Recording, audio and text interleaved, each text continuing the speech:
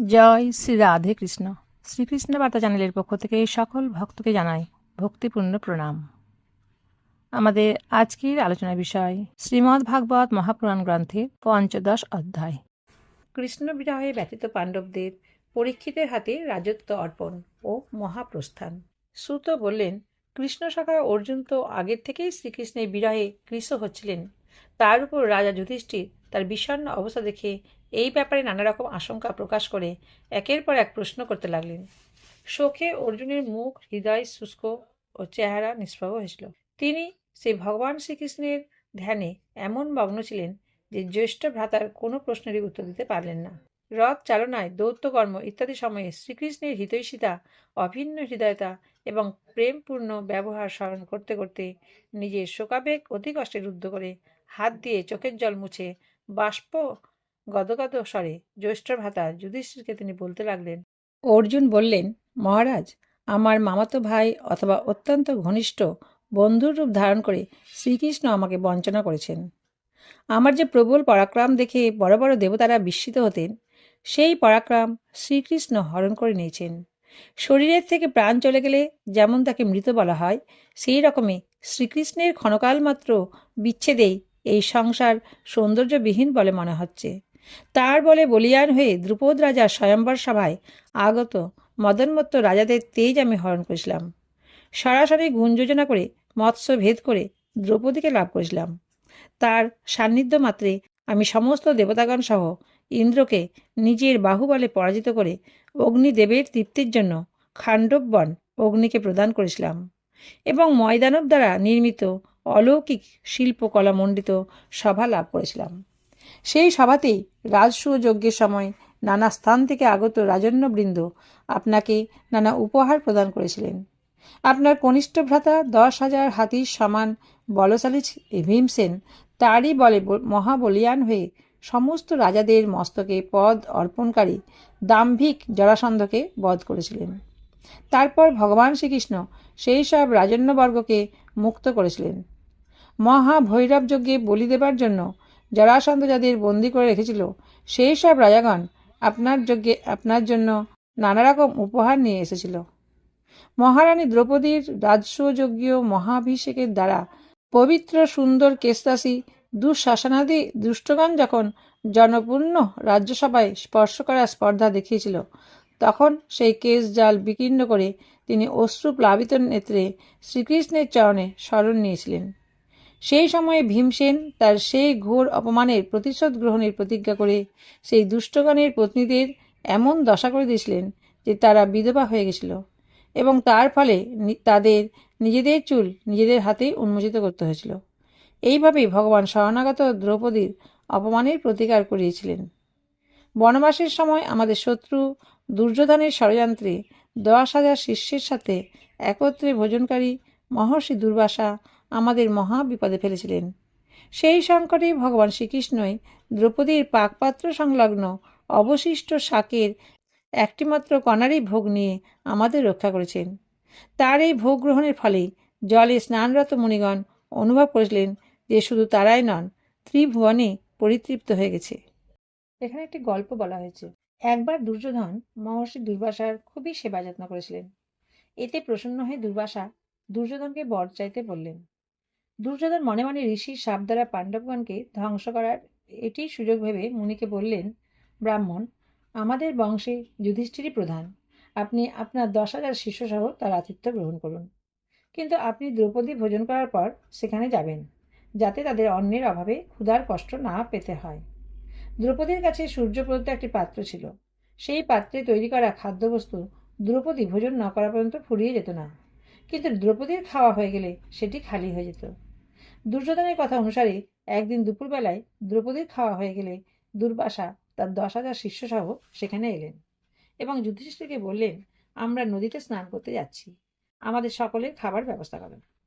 এতে দ্রৌপদী খুবই চিন্তিত হলেন এবং খুবই কাতর হয়ে ভগবান শ্রীকৃষ্ণকে স্মরণ করলেন। তৎক্ষণাৎ ভগবান নিজের প্রাসাদ পরিত্যাগ করে দ্রৌপদীর কুটিরে আগমন করলেন এবং বললেন, দ্রৌপদী, আমার খুব খিদে পেয়েছে, কিছু খাবার দাও। ভগবানের এই অনুপম দয়া দেখে দ্রৌপদী কৃতজ্ঞ চিত্তে বললেন, হে প্রভু, আজ আমার বড়ই সৌভাগ্য যে স্বয়ং বিশ্বম্ভর আমার কাছে খাবার চাইছেন, কিন্তু কি করব, ঘরে একটি দানা অন্নও নেই। ভগবান বললেন, আচ্ছা, সেই পাত্রটি আনো, ওতে তো কিছু থাকবে। দ্রৌপদী সেই পাত্রটি আনলেন। ওতে অন্নের দু একটি কণা লেগেছিল। বিশ্বাত্তা প্রভু সেটি উদরস্থ করে ত্রিলোক তৃপ্ত করে দিলেন এবং ভীমকে শিষ্যমণ্ডলী সহ দুর্বাসাকে খাবারের জন্য ডেকে আনতে পাঠালেন। কিন্তু ভোজনে তৃপ্ত হয়ে দুর্বাসা তার শিষ্যমণ্ডলী সহ পূর্বেই সেখান হতে পলায়ন করেছিলেন। তারই প্রভাবে আমি পার্বতীর সহিত ভগবান শঙ্করকে বিস্ময়ান্বিত করেছিলাম। ফলে সন্তুষ্ট হয়ে আমাকে তার পাশুপদ নামক অস্ত্র প্রদান করেছিলেন। সাথে সাথে অন্যান্য লোকপালগণও প্রসন্ন হয়ে তাদের নিজেদের দিব্য অস্ত্রাদি আমাকে উপহার দিয়েছিলেন। অন্য কথা আর কি, তারই কৃপায় আমি সশরীরে স্বর্গে গেছিলাম এবং ইন্দ্রের সভায় তার সাথে সিংহাসনের অর্ধেক অংশে একত্রে বসার সম্মান লাভ করেছিলাম। তারই আগ্রহে যখন আমি স্বর্গে কিছুদিন বাস করেছিলাম, তখন ইন্দ্রসহ সকল দেবতাগণ নিবাত কবচাদি অসুরদের বিনাশ করার জন্য আমার এই গান্ডীবধারী বাহুযুগল আশ্রয় করেছিলেন। হে মহারাজ, এই সব ঘটনাবলী যার অসীম কৃপার ফল, সেই পুরুষোত্তম ভগবান শ্রীকৃষ্ণ কর্তৃক আজ আমি বঞ্চিত হয়েছি। হে মহারাজ, কৌরব সেনা, ভীষ্ম, দ্রোণ প্রমুখ অজেয় মহামৎস্য ব্যাপ্ত অনন্ত অপার সমুদ্রের মতো ছিল, কিন্তু তাঁর আশ্রয় থেকে আমি একলাই রথে করে সেই সমুদ্র পার হয়ে গেছিলাম। আপনার হয়তো মনে আছে, তারই সাহায্যে শত্রুদের থেকে বিরাট রাজার সমস্ত গোধান্ত পুনরুদ্ধার করেছিলাম। উপরন্তু তাদের রাজপ্রভাবসূচক উষ্ণিস, মুকুট ও মণিময় রত্নালঙ্কারাদিও কেড়ে নিয়েছিলাম। হে মহারাজ, কৌরব সেনা ভীষ্ম, কর্ণ, দ্রোণ, শল্য ও অন্যান্য বড় বড় রাজা ও ক্ষত্রিয় বীরদের রথসমূহে সজ্জিত ছিল। সেখানে আমার রথের সারথিরূপে আগে আগে থেকে তিনি তার দৃষ্টি দিয়েই সেই সকল মহারথী সেনাপতির আয়ু, মন, বুদ্ধি, বল সব কিছু হরণ করে নিতেন। দ্রোণাচার্য, কর্ণ, ভীষ্ম, ভূরিশ্রবা, সুশর্মা, শল্য, জয়দ্রথ এবং বল্লিকাদি বীরগণ আমার প্রতি অব্যর্থ প্রভাব অস্ত্রশস্ত্র নিক্ষেপ করেছিলেন, কিন্তু হিরণ্যকশিপু প্রমুখ অসুরদের অস্ত্রশস্ত্র যেমন ভগবত ভক্ত প্রহ্লাদকে স্পর্শ করতে পারত না, তেমনি তাদের নিক্ষিপ্ত অস্ত্রসমূহ আমাকে স্পর্শও করতে পারেনি। এই সবই শ্রীকৃষ্ণের বাহুবলের ছত্রছায়ায় থাকার জন্য হয়েছে। বিবেকশীল পুরুষ সংসার থেকে মুক্তিলাভের জন্য যার পাদপদ্মের অর্চনা করে থাকেন, সেই ভক্ত বাৎসল্যে আত্মপর্যন্ত দানকারী ভগবানকে আমি দুর্বুদ্ধিবশত আমার রথের সারথি করেছিলাম। অহো, যুদ্ধে যখন আমার রথের ঘোড়াগুলি ক্লান্ত হয়ে পড়েছিল এবং আমি রথ থেকে নেমে মাটিতে দাঁড়িয়েছিলাম, সেই সময় বড় বড় মহারথী পর্যন্ত আমাকে প্রহার করতে পারেনি, কারণ শ্রীকৃষ্ণের অচিন্ত শক্তি মহিমায় তাদের বুদ্ধি স্তব্ধ হয়ে গেছিল। হে মহারাজ, মাধবের সেই গভীর মন্দহাসি শোভিত পরিহাস সমন্বিত হৃদয়স্পর্শী বচন এবং আমাকে হে পার্থ, হে অর্জুন, হে সখা, হে গুরুনন্দন ইত্যাদি মনোহর সম্বোধনগুলি আমার স্মৃতিপথে এসে আমার হৃদয়কে তোলপাড় করছে। শোয়া, বসা, ভ্রমণ, আত্মপ্রশংসা, আলোচনা এবং ভোজন ইত্যাদি প্রসঙ্গে আমাদের অনেক সময়ই একসাথে থাকতে হতো। কখনো কখনো ব্যঙ্গ ভরে আমি বলতাম, বয়স্য, তুমি তো খুব সত্যবাদী। সেই সময়েও ওই মহাপুরুষ নিজ মহত্বে বন্ধু যেমন বন্ধুর, পিতা যেমন পুত্রের অপরাধ সহ্য করেন, সেইভাবে মন্দবুদ্ধি আমার অপরাধ সকল সহ্য করতেন। হে মহারাজ, যিনি আমার সখা, প্রিয় বন্ধু, শুধু তাই নয়, যিনি আমার সব কিছু ছিলেন, সেই পুরুষোত্তম ভগবানের থেকে আমি বঞ্চিত হয়ে গেছি।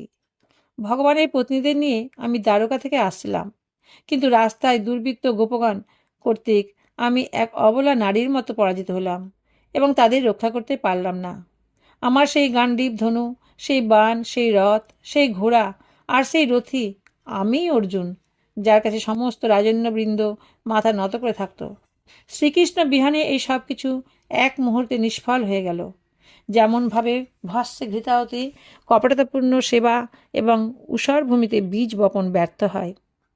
হে রাজন, আপনি দ্বারকাবাসী যেসব বান্ধবদের কথা জিজ্ঞাসা করছেন, তারা সকলে ব্রাহ্মণের শাপে মোহিত হয়ে গেছেন এবং বারুণী মদিরাপানে মদন্মত্ত হয়ে অপরিচিতের মতো পরস্পর মুষ্টি যুদ্ধ করে নিহত হয়েছেন।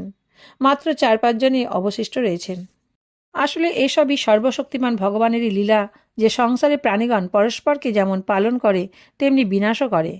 হে রাজন, জলচরদের মধ্যে যেমন বৃহৎ ক্ষুদ্রকে, সবল দুর্বলকে এবং বৃহৎ ও বলশালীরাও একে অপরকে ভক্ষণ করে, সেইভাবে অতিশয় সবল এবং মুখ্য যাদবদের দ্বারা ভগবান অন্যান্য রাজাদের সংহার করিয়েছেন। তারপর যাদবদের মধ্যে একের সঙ্গে অপরের সংঘাত লাগিয়ে তাদের ধ্বংস করেছেন এবং ভূভার হরণ করেছেন। দেশ, কাল ও পাত্রানুযায়ী হৃদয়ের তাপ উপশমকারী শ্রীকৃষ্ণ ভগবানের সেই সব উপদেশ আমার স্মরণে আসায় আমার চিত্ত তাতেই মগ্ন হয়ে যাচ্ছে।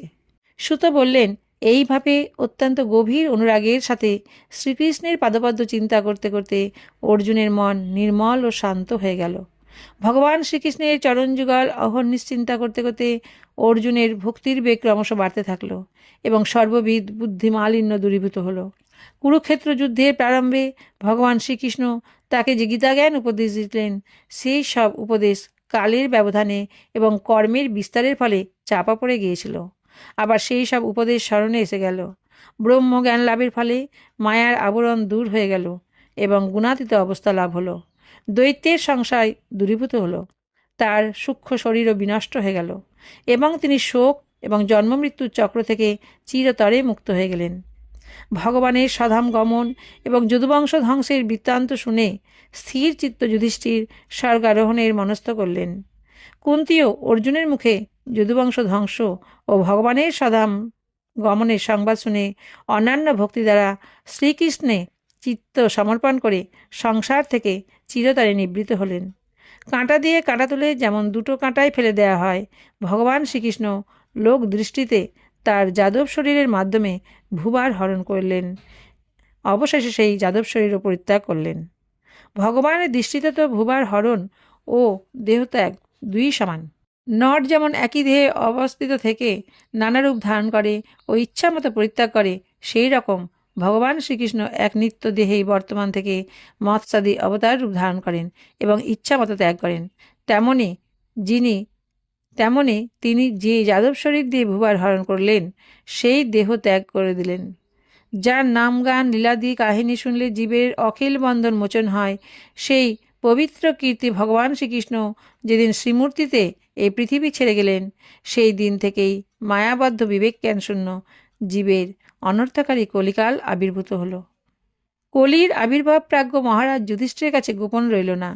তিনি দেখলেন দেশে, নগরে, বাড়িতে এবং প্রাণীদের মধ্যে লোভ, মিথ্যা, কপটতা, হিংসাদি অধর্মের বৃদ্ধি হচ্ছে। এই সব দেখে তিনি মহাপ্রস্থানের সিদ্ধান্ত নিলেন। তিনি তার আত্মতুল্য গুণশালী পরম বিনয়ী পরীক্ষিতকে স্বসাকারা পৃথিবীর অধিপতিরূপে হস্তিনাপুরে অভিষিক্ত করলেন। সুর সেনাধিপতিরূপে অনিরুদ্ধপুত্র বজ্রকে মথুরায় অভিষিক্ত করলেন। তারপর প্রজাপত্য যজ্ঞ সমাপ্ত করে আহবনীয়াদি অগ্নিত্রয়কে আত্মাতে লীন করে দিলেন, অর্থাৎ গার্হস্থ আশ্রম ধর্ম থেকে মুক্ত হয়ে সন্ন্যাস গ্রহণ করলেন। রাজোচিত সব বসনভূষণ ত্যাগ করে মমতা ও অহংকার শূন্য হয়ে সমস্ত বন্ধন ছেদন করলেন। দৃঢ় চিত্তে বাণীকে মনে, মনকে প্রাণে, প্রাণকে অপানে এবং অপানকে তার অধিষ্ঠাত্রী দেবতা মৃত্যুতে এবং মৃত্যুকে পঞ্চভূতাত্মক দেহে আহতে দিলেন। এইভাবে দেহকে মৃত্যুরূপে অনুভব করে তাকে গুণত্রয়ে লীন করে দিলেন। গুণত্রয়কে মূলা প্রকৃতিতে, সর্বকারণরূপা প্রকৃতিকে আত্মাতে এবং আত্মাকে অবিনাশী পরম ব্রহ্মে বিলীন করে দিলেন। তখন তার এই রকম অনুভব হলো যে এই সমস্ত দৃশ্য প্রপঞ্চই ব্রহ্মস্বরূপ। তারপর তিনি চিরবস্ত্র ধারণ করলেন, নিরাহারী ও মৌনী হয়ে কেশচর্যা ত্যাগ করলেন। তিনি নিজের রূপ জ্বর উন্মত্ত ও পিশাচের মতো করে ফেললেন। কারো জন্য অপেক্ষা না করে, বধিরের মতো কারো নিষেধাদি না শুনে সর্বাপেক্ষা শূন্য হয়ে বাড়ি থেকে বেরিয়ে গেলেন। মনে মনে যাকে লাভ করলে আর সংসারে পুনরাগমন হয় না, সেই পরম ব্রহ্মে ধ্যান করতে করতে যে পথে পূর্বকালেও মহাত্মা পুরুষগণ গিয়েছেন, সেই উত্তর দিকে যাত্রা করলেন। ভীম, অর্জুন প্রভৃতি যুধিষ্ঠিরের কনিষ্ঠ ভাইরাও দেখলেন পৃথিবীতে অধর্ম সহায় কলি কর্তৃক প্রজাগণ আক্রান্ত হচ্ছে। সুতরাং তারাও গোবিন্দচরণ প্রাপ্তির জন্য কৃত সংকল্প হয়ে জ্যেষ্ঠ ভ্রাতা যুধিষ্ঠিরের অনুগমন করলেন। সর্ববিষয়ে কৃতার্থ পাণ্ডবগণ শ্রীকৃষ্ণচরণকেই পরম পুরুষার্থ বুঝতে পেরে মনে মনে তারই চিন্তা করতে লাগলেন। হরিপাদপদ্ম ধ্যানের দ্বারা পাণ্ডবদের ভক্তিভাব গভীরভাবে বৃদ্ধি পেল এবং বিশুদ্ধ বুদ্ধিতে শ্রীকৃষ্ণের সেই সর্বোৎকৃষ্ট স্বরূপে একান্তভাবে নিবদ্ধ হয়ে গেল, যেই স্বরূপে একমাত্র নিষ্পাপ জীবই নিবদ্ধ হতে পারে। ফলত নিজেদের নির্মল বিশুদ্ধ চিত্তের দ্বারা তার সেই গতি লাভ করেছিলেন। যেই গতি বিষয়াসক্ত দুর্জন ব্যক্তি কখনোই পেতে পারে না। সংযমী ও শ্রীকৃষ্ণ চিন্তামগ্ন শ্রীকৃষ্ণার্থ চিত্ত বিদুর মহাশয়ও প্রভাস ক্ষেত্রে নিজের দেহ পরিত্যাগ করলেন। সেই সময় তাকে অভ্যর্থনা করে নিয়ে যাবার জন্য সমাগত পিতৃগণের সাথে তিনি স্বলোকে চলে গেলেন। দ্রৌপদী দেখলেন যে পাণ্ডবেরা কেউ কারোর জন্য অপেক্ষা করল না। তখন তিনিও অনন্য চিত্তে ভগবান শ্রীকৃষ্ণকেই চিন্তা করতে করতে তাকে প্রাপ্ত হলেন। ভগবানের প্রিয় ভক্ত পাণ্ডবদের মহাপ্রয়াণের এই পরম ও পবিত্র মঙ্গল সম্পদ বৃত্তান্ত যে ভাগ্যবান ব্যক্তি শ্রদ্ধা সহকারে শ্রবণ করেন, তিনি নিশ্চিতভাবেই শ্রীহরিতে ভক্তি লাভ করে মোক্ষ প্রাপ্ত হন। এতক্ষণ আমি শ্রীমদ্ ভাগবত মহাপুরাণ গ্রন্থের পঞ্চদশ অধ্যায় কৃষ্ণ বিরহে ব্যতীত পাণ্ডবদের পরীক্ষিতের হাতে রাজত্ব অর্পণ ও মহাপ্রস্থান পর্বটি বাংলায় পাঠ করলাম। এই ভিডিওটি যদি আপনাদের ভালো লাগে তাহলে অবশ্যই একটি লাইক করে দেবেন এবং সেই সঙ্গে একটি সাবস্ক্রাইবও করে দেবেন। আপনারা সবাই ভালো থাকবেন, সুস্থ থাকবেন। রাধে রাধে।